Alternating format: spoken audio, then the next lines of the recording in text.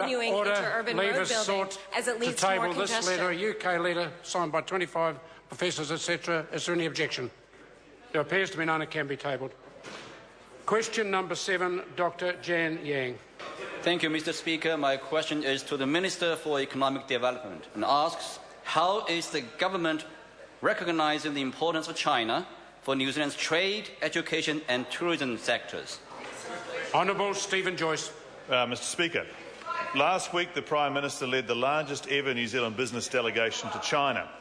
New Zealand's economic prosperity is highly dependent on our ability to form and maintain strong links with other countries, and this trip was particularly important for encouraging and facilitating more growth in our trade, tourism and international education exports with China.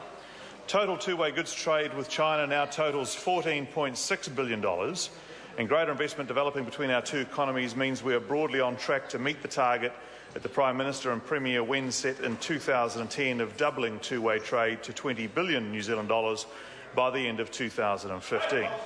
This target was reconfirmed between the Prime Minister and President Xi Jinping during the successful China visit last week.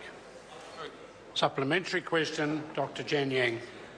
What progress was made in furthering New Zealand-China education partnerships during the trip to China?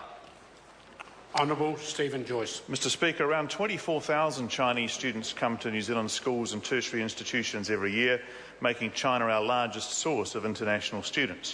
While in Beijing last week, I signed a strategic education partnership with China's Education Minister, which will build on the existing positive relationship between the two countries through supporting more educational institutional partnerships. As part of that partnership, I witnessed the vocational training program arrangement between Wintec and Qingdao and Tianjin technical colleges. I also witnessed the Waikato University, Sun Yat-sen University Memorandum of Understanding, the New Zealand Little School Wuxi Local Government Memorandum of Understanding, the launch of a Gibson Group documentary on Chinese student experiences in New Zealand, and had the pleasure of launching the first Chinese language version of the New Zealand children's classic Harry McCleary from Donaldson's Dairy. Supplementary question, Dr. Jian Yang. Thank you, Mr. Speaker. What announcements were made during the trip to China to make it easier for Chinese tourists and business people to visit New Zealand? Honourable Stephen Joyce.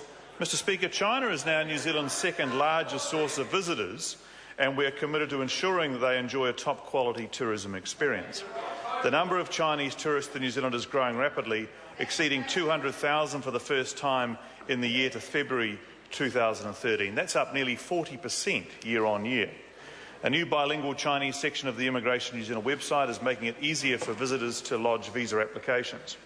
While in China last week, the Prime Minister announced that to make it easier for Chinese tourists to visit New Zealand, the government will extend multiple entry visitor visas routinely granted to independent Chinese travellers to 24 months from the 1st of May this year. He also announced a new 3-year multiple entry business visa, which will lower the cost of travel for frequent business travellers and make it easier for them to move between the two countries. Supplementary question, Dr. Jian Yang. What else is the government doing to encourage growth in international tourism? Honourable Stephen Joyce. Mr. Speaker, today the Prime Minister announced that this year's budget will see significant investment in areas that encourage international growth. As part of this package, the government will invest an additional $158 million over 4 years into tourism marketing and promotion.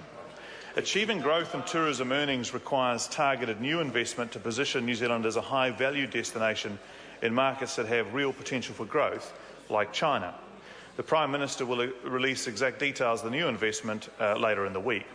People-to-people links, whether they be as a result of tourism, education, cultural exchanges or doing business, are crucial for building understanding and lifting economic cooperation between countries to create more jobs and growth in this country.